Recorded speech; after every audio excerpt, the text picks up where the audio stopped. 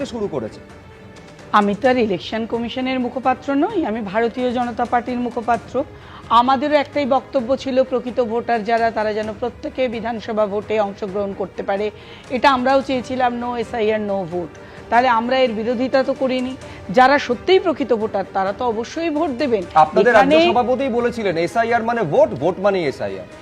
অবশ্যই, সেটাই তো বলছি। তো এসআইআর যেখানে হবে সেখানে নাম যাদের থাকবে স্বচ্ছ ভোটার তালিকায় তারাই ভোট দেবেন।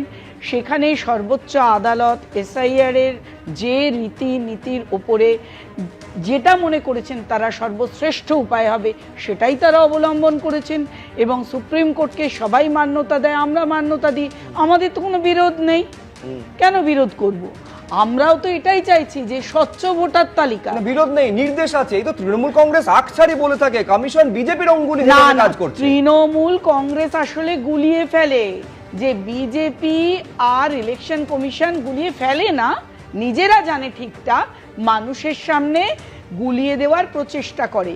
আসলে ওনাদের এখন ভোট ব্যাংক যেহেতু কমে যাচ্ছে, তাই জন্য এখন ওনারা বিভিন্ন ছুতো ধরছেন ইলেকশন কমিশনকে প্রত্যক্ষ বা পরোক্ষভাবে বিজেপির অংশ হিসাবে চালাতে চাইছেন, যেটা প্রকৃতপক্ষে নয়, একেবারেই নয়।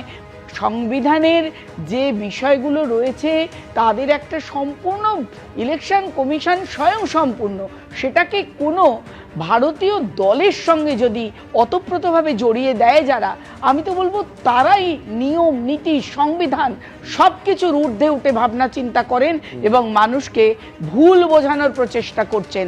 তাই আমি বলবো মানুষকে যেন ভুল বোঝানো না হয়। প্রত্যেক নাগরিক, যারা প্রকৃত নাগরিক, তারা